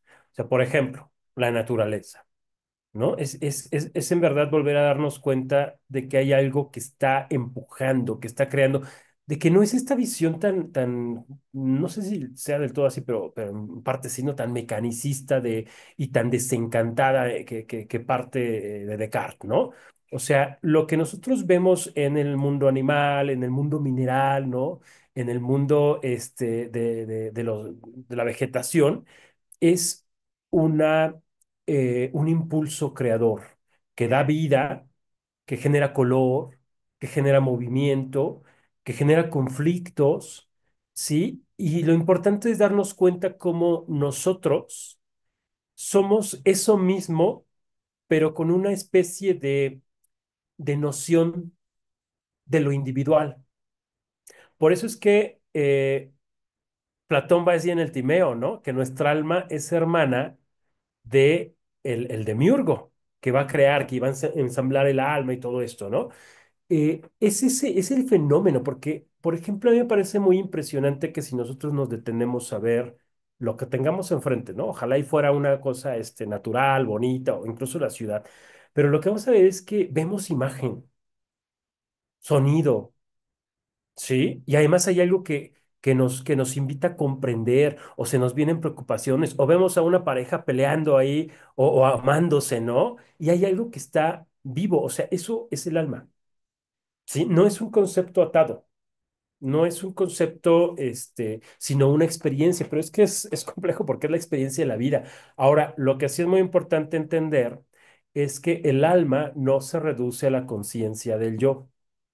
Muy por el contrario, el yo es uno de los productos del alma, ¿sí? Nuestra propia conciencia, la que digamos favorecemos en la cotidianidad, en la experiencia cotidiana, es un fruto de muchos otros. Incluso conforme va pasando nuestra vida, vamos cambiando pues, de personalidad, de ideas, de convicciones. Veamos que lo que está a la base de todo ello es el alma muy a como lo dice Heráclito, ¿eh? Y bueno, ¿y cuáles son los límites del alma individual? Nadie lo sabe, pero yo creo que es más la experiencia, ¿no?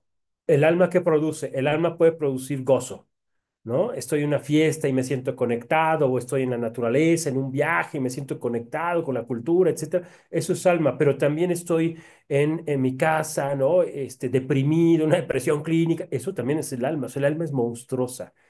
Sí, es ese principio creador. Particularmente en el platonismo está esta cuestión del alma como lo mediador entre el universo de las ideas y el universo físico. En Giordano Bruno es muy interesante, a mí me gusta mucho más y es una visión que no deja de tener los elementos platónicos, pero que lo que hace es, el intelecto ya no está hasta arriba, está dentro de la materia. Y entonces desde dentro de la materia, ¿no? Genera mundo, porque para él es el universo es infinito. No hay arriba, no hay abajo, ¿no? Todo está en todos lados, pero lo que sí hay es inteligencia en todas partes, repartida por una actividad creadora, imaginadora, racional, sensible, ¿sí? Entonces, yo pensaría que el alma es la experiencia de aquello en lo que estamos imbuidos, ¿no? Como si de repente el pez se diera cuenta de que está en medio del mar y comenzara a conocerlo y se comenzara a dar cuenta que es un pez, ¿no? Un ser que está dentro del mar. Entonces, ese mar es para nosotros lo anímico, el alma. Eso lo llamaban el alma del mundo. Y claro, la experiencia individual de eso es lo que llamamos la propia alma, que es sentimientos, emociones. Bueno, toda la gente cuando hemos tenido esta cosa romántica y las canciones hablan del alma y mi alma y te entregué mi alma, es toda esa experiencia, ¿sí? No es tan fácil agarrarla porque verdaderamente como lo pensaba Heráclito, los límites, pero sí es posible experimentarla. Y esa es la forma en la que yo voy enriqueciendo mi comprensión de los fenómenos anímicos para hablar del alma. Eso lo tenían claro en el Renacimiento. En la alquimia, la concepción que tienen del alma, yo la siento, es muy bruniana, porque el alma está en la materia. Por eso es que en un experimento no hay solo materia, hay un alma. ¿sí? Y entonces sufre cosas y el alquimista sufría la putrefacción junto con la cosa que estaba pudriendo, que estaba disolviendo, o si veía que las sustancias se separaban, ¿no? Y entonces los llamaban así espíritus, ¿no? De hecho, las bebidas alcohólicas las llaman espiritosas, ¿no? Porque se separaba el alcohol y algo quedaba abajo y entonces les generaba esta resonancia bueno, también cuando hay prácticas espirituales, oh, mi cuerpo se separa del alma, entonces tengo una melancolía y tomas de conciencia, etcétera. Pero todos esos fenómenos constituyen la experiencia del alma. En realidad, pensándolo desde Jung, lo verdaderamente a priori no solo es la razón, es el alma. O sea, nosotros no podemos experimentar algo que no sea anímico. Ese es uno de los principios de la psicología junguiana. ¿Sí? Todo lo experimentamos en tanto seres animados y en tanto que el mundo está animado. Ujú. No es un animismo ingenuo, es la conciencia de la relación intrínseca que tenemos con el mundo, de todos nuestros procesos, ¿no? Lo de la alquimia, mira, no me lo había preguntado, la verdad, pero yo creo que sí es muy interesante que se esté dando la experimentación científica, ¿no? O sea, que esté comenzando todo ello porque la alquimia sí tiene un componente de mundo muy fuerte, ¿no? Por ahí no recuerdo el nombre del autor, pero hay autores que no quieren a Jung, por ejemplo. Había uno muy interesante que decía, no, no, no, para experimentar la cuestión alquímica hay que agarrar los óleos y las pinturas y pintar y que sea una experiencia material. Hay otros que dicen, pues, necesitamos el laboratorio, ¿no? Psicologizar no basta. Hay diversas opciones, ¿no? Aptitudes, pero yo creo que habría que reunir todo eso, pero sí yo creo que el que esté comenzando la experiencia del mundo como tal, la experimentación, es muy importante. Lo otro sí sería una cuestión a meditar, ¿no? ¿Por qué en ese momento? ¿No? ¿Por qué después del regreso de Hermes y de Platón y Ficino y Bruno? Yo creo que es algo muy interesante a pensar. No lo tengo claro, pero sí sé que, pues que es algo interesante, ¿no? Y lo del emblema, pues la función del emblema, yo desde lo que he tratado de comprender, ¿no? Y de proponer, es que verdaderamente son artes de la memoria. ¿Sí? La función del emblema es que tú tengas una imagen sobre la cual meditar, ¿no? Como las imágenes de los santos o las imágenes. Aquí no hay iconoclastia, ¿no? Es una tradición llena de imágenes. Es más, es barroco. Sí, algunos podrían decir la alquimia es barroco, pero pues el barroco es como un producto también de algo que viene del Renacimiento. Bruno podría ser un tipo barroco, ¿no? Por su pensamiento tan enredado. La alquimia en ese sentido hace un uso excesivo de la imagen, pero también hay un orden en él. Un orden que va a servir para recordar determinados contenidos anímicos y externos. ¿Sí? Entonces, yo aprendo el poema.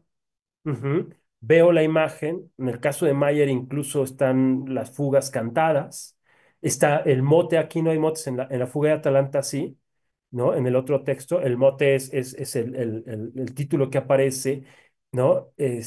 Une lo fijo con lo volátil. Entonces, esas cosas comienzan a mellar, digamos, la memoria, a generar una memoria que ellos llamaban memoria artificial, en el sentido que era una memoria artística, y entonces eso me va a permitir confrontar la existencia. ¿Sí? Si yo tengo una situación en donde tengo que elegir, en donde tengo que enfrentar o un miedo, estas imágenes en ese momento van a brotar desde el alma, yo diría desde lo inconsciente, ¿no? Son esas artes que me van a permitir decir, claro, une lo fijo a lo volátil, entonces voy a optar por esto. Porque digamos que, eso sí, normalmente los seres humanos, ¿por qué necesitamos la espiritualidad? Porque digamos que nuestra forma natural no basta. Nuestra forma natural es muy caprichosa, ¿no? Entonces, ay, pues no trabajo o me lleno de vicios, de apegos. ¿Por qué? Porque no estoy trabajando esas capacidades espirituales. Si yo por ahí de repente tengo problemas con lo ético, porque lo ético parece de repente es muy moral. ¿Sí? O sea, bueno, sí voy a ser bueno, pero bueno respecto a qué, ¿no? A la sociedad actual, a las ideas que tenemos que cambian hoy cada 10 años. Y la idea es que en el conocimiento espiritual, por supuesto que va a haber exigencias morales, ¿no? A mí incluso me gusta más hablar de lo moral, ¿sí? Sin que sea una moral particular, sino esa moral que está referida a contenidos ideales, o sea, en el estilo muy platónico, ¿no? La justicia, pero entonces yo debo tener una visión de la justicia para actuar justamente y ser prudente, lo cual es difícil, es eso, un hilo fijo con lo volátil. No solo tener como imperativo categórico, ¿no? Ser bueno, sino tener ese arte de poder unir la idea de lo justo con la acción que se me está presentando en ese momento y que sea justa. Eso es un arte difícil. Y yo creo que los emblemas lo que nos permiten es que en momentos de crisis, particularmente espiritual, recordarnos las enseñanzas que están ahí y esas imágenes sirven para que podamos atravesar los umbrales de lo espiritual. Hay imágenes muy bonitas, ¿eh? Sí hay unas de Nigredo, de obscuridad, pero hay otras de la etapa Albedo, ¿no? Una etapa mucho más de locura, de meditación, y las de Rubedo que son victoriosas, ¿no? Por ahí iría, yo creo. Muy bien, qué interesante, gracias, doctor. Bueno, voy a leer cuatro intervenciones para que ya se le dé respuesta y con eso cerraríamos nuestra sesión. O sea, manera de poder, pues eso, ¿no? Dar respuesta a estas inquietudes. Luz María González Miranda dice, ¿cuáles pueden ser los principales obstáculos a nivel psicológico y social para poder captar lo que los contenidos alquímicos revelan? Esa es una. La siguiente pregunta dice, ¿de qué manera la alquimia, Eddie, se llama, ¿de qué manera la alquimia refleja las dualidades presentes en la naturaleza humana, como lo son la materia y lo espiritual? Mm.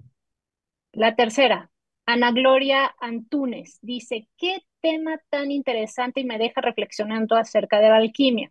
El psicoanálisis resuena mucho con con lo espiritual que expone. La perspectiva no tiene que ver con expulsar a los fantasmas, sino transitarlos y aprender de ellos, incluso crear algo para el porvenir.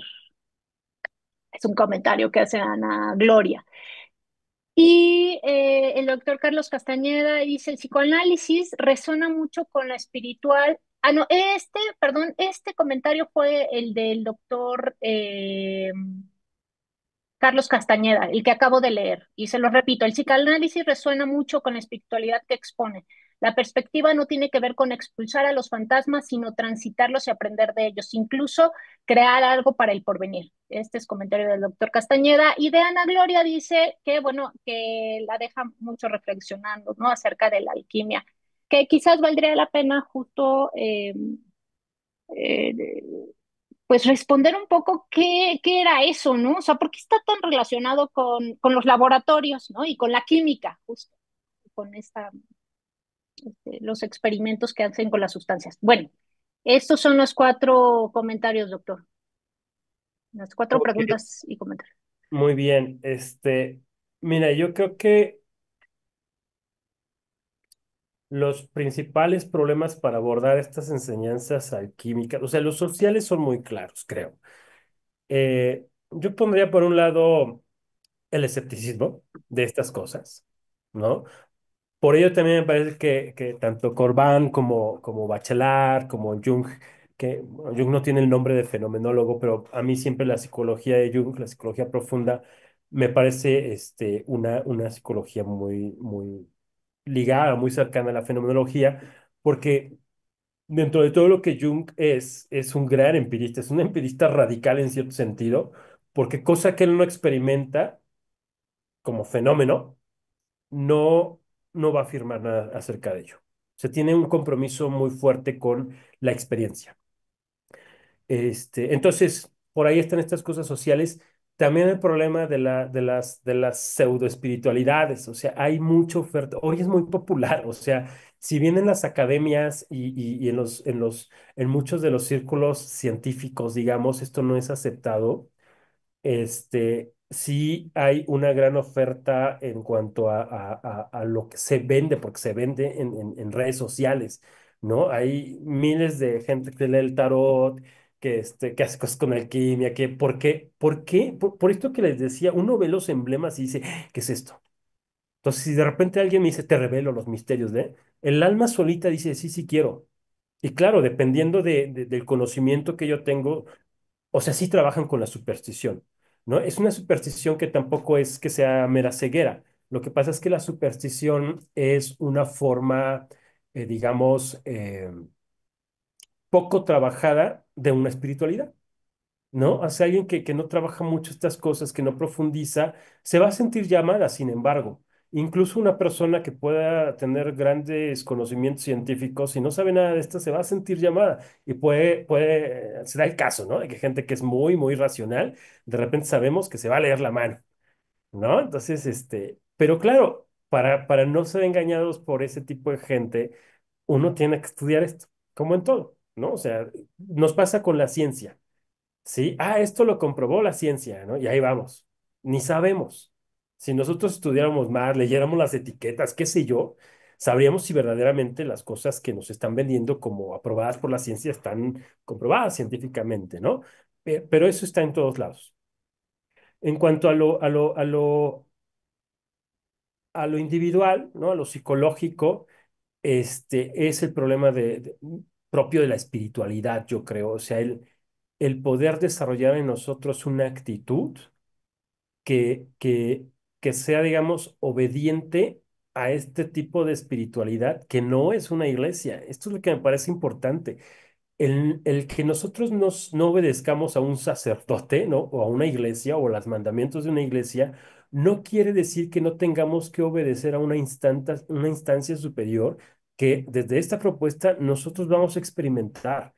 O sea, eso es lo que me parece maravilloso de la alquimia o la cábala, la magia, ¿no? Todos estos pensadores renacentistas, Giordano Bruno, por ejemplo, es el claro ejemplo, ¿no? Él no respondió a la iglesia, pero sí respondió a lo que a través del estudio y de la reflexión terminó dándose cuenta de que había una divinidad. O sea, para él el universo era la evidencia de lo divino. Sí, y le pudieron haber dicho o mostrado todos los conocimientos científicos de hoy y él hubiera dicho, por eso, vean nada más qué hechura, o sea, aquí hay algo.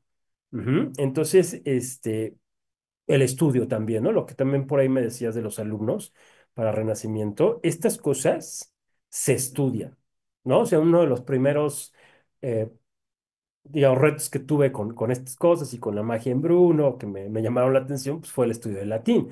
Entonces, cuando uno quiere entrar a estas cosas, uno tiene que estudiar mucho, mucho, mucho, mucho. O sea, no basta con imaginar, digamos, ¿no? Aunque la imaginación es tan importante y la defiendo a toda costa, nunca en contra o opuesta a la razón, son las dos, ¿sí? Son las dos. O sea, hay que trabajar mucho, hay que esforzarse mucho, sí, estudiar mucho.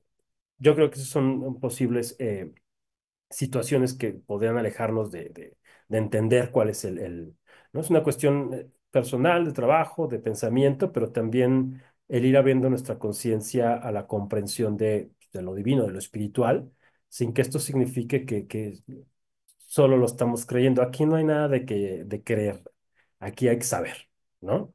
Y eso nos lleva a una comprensión profunda de la existencia. Eh, yo creo que eso está ligado con la cuestión de estas dualidades, ¿no? Por las que preguntaba de materia, espíritu.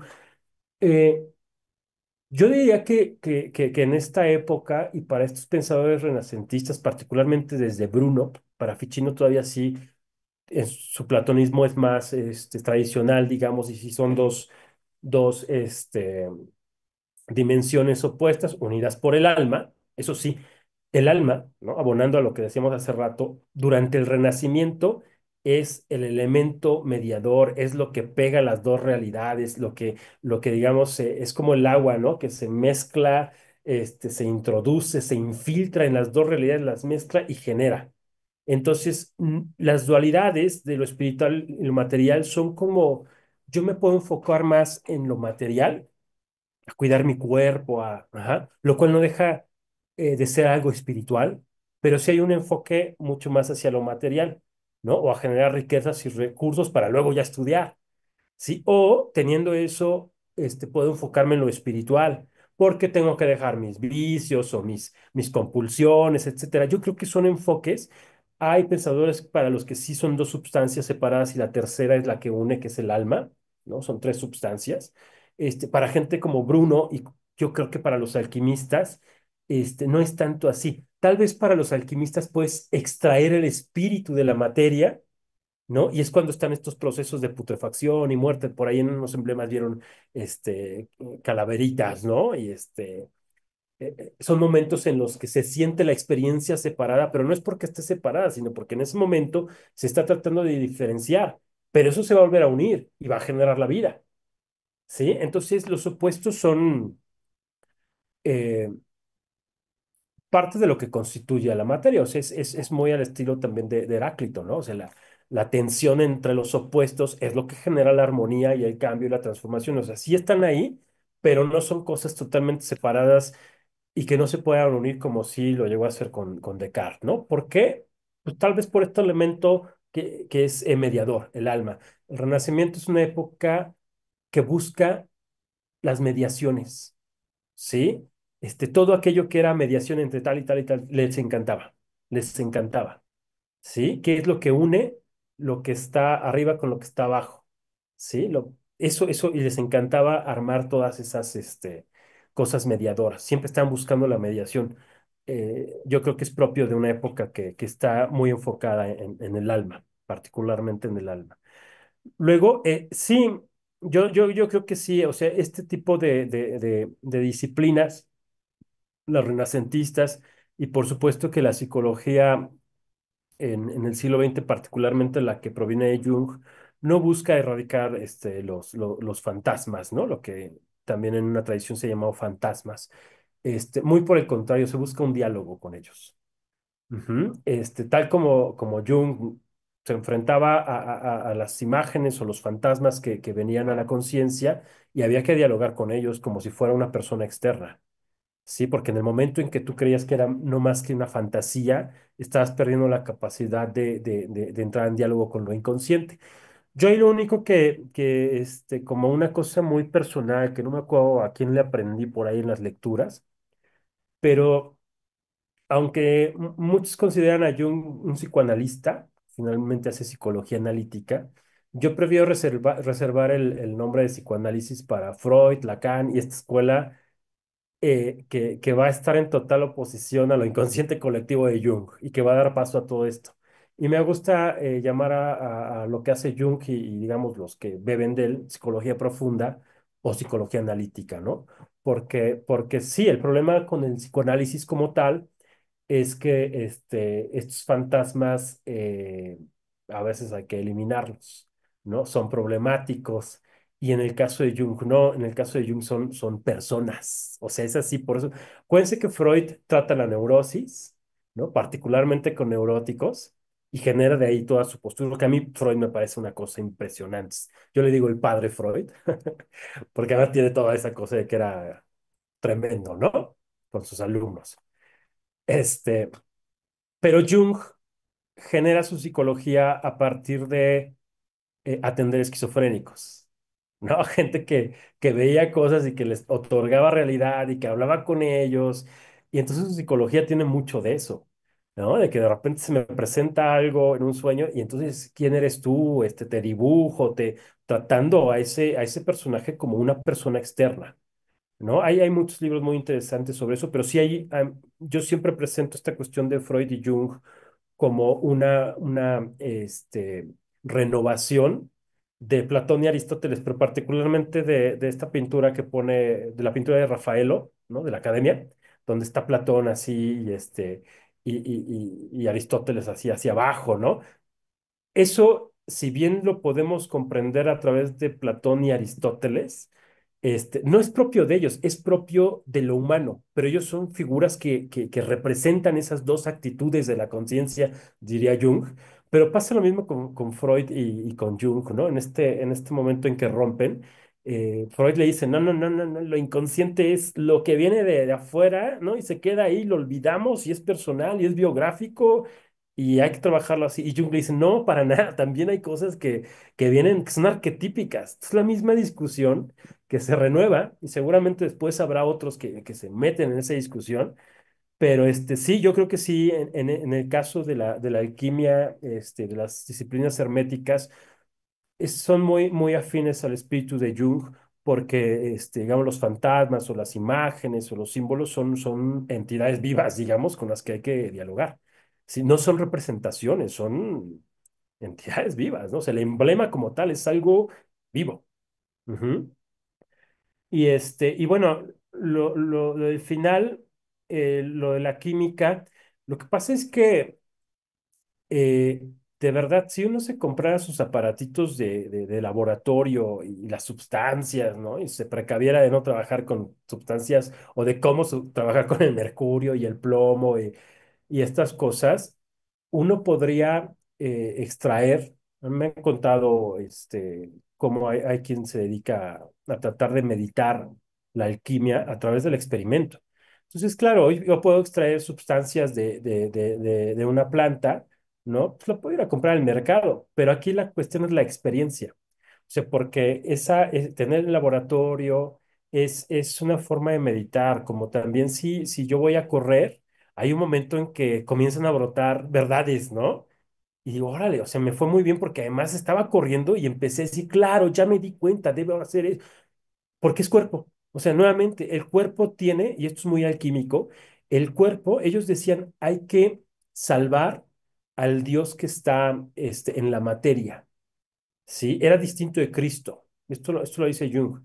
Cristo es el Dios que baja, pero hay un Dios irredento que es como si fuera el hermano de Cristo, ¿no? Por eso también van a utilizar lenguaje cristiano, pero que está dentro de la materia. Y nuestra misión es sacarlo, extraerlo de la materia, extraer el espíritu y es, digamos, la experiencia de cómo también el tener relación con el mundo material genera espiritualidad, genera toma de conciencia, ¿no? Si yo de repente estoy haciendo música, tocando un instrumento y me empieza a salir una letra de una canción, de algo que estoy viviendo, eso es extraer el espíritu de la materia, ¿no? De las cuerdas, del instrumento de aire, ¿no? Del piano, qué sé yo, es eso. Entonces, claro, también si yo quisiera ser más digamos, más ortodoxo, no sé cómo llamarlo, no más literal con la cuestión de la alquimia, podría generar mi laboratorio y sentarme a contemplar, ¿no? Cómo va cambiando la sustancia, cómo van cambiando los colores, de acuerdo a los experimentos que lo que les digo, estos científicos ya han registrado de sí, este emblema se refiere a este experimento. Yo lo podría hacer, ver el emblema y sería una forma de meditar. Por supuesto que sí. Ahora pensemos que eso hoy lo podemos expresar de esta manera. En el siglo XVII no lo sabían en distintas medidas. Había quien ya se estaba dando cuenta de que era contenido más psicológico, espiritual. Había otros que no, que necesitaban de la presencia de la sustancia y de los aparatos para tener esta meditación, es decir, esta profundización de la mirada. Pero pues piénsenlo como cuando uno va a un paisaje, pues sí, a veces es no más que el paisaje, pero hay veces en que se abre algo, ¿sí? Y en ese momento en que se abre algo y comenzamos a reflexionar y a darnos cuenta de lo que sea, es el momento en que se abre la meditación. Ese momento ya es meditativo, ¿sí? De hecho, la palabra meditatio en alquimia es muy usada, pero meditatio no significa aquí que me siento, cierro los ojos y pongo mi mente en blanco. Al contrario, esta cosa muy barroca de meditatio es que comience a abrirse esta dimensión que profundiza lo ordinario. Entonces ya no estoy solamente esperando a ver a qué hora se destila eso, sino que comienzo a tener pensamientos.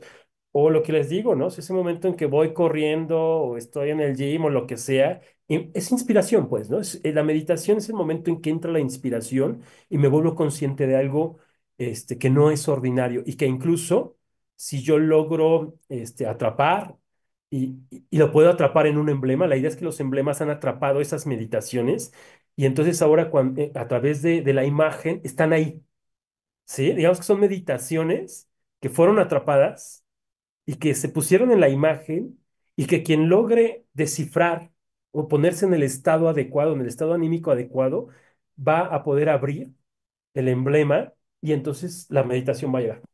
No es algo particular, ¿eh? O sea, putrefactio, ¿no? Bueno, la putrefactio me puede dar para pensar muchas cosas, pero es la putrefactio, ¿no? Es un poco ese tipo de cosas. Entonces, en su momento, este laboratorio era, para muchos fue muy importante. Hubo otros más, actuales que comenzaron a dejar de lado eso y se clavaban más en la imagen. Stolzius no tenía un laboratorio, pero Mayer sí, ¿no? De lo que se sabe. Pues ahí es diverso. Doctor, qué alegría siento en mi alma, emoción, de verdad, después de escucharlo, qué gran apertura de nuestras actividades y del semestre. Yo agradecerle muchísimo, pues aceptar que esté aquí con nosotros y bueno, agradecer de nuevo al maestro Luis Cabrera, agradecerle a todos nuestros escuchas ahí en Facebook.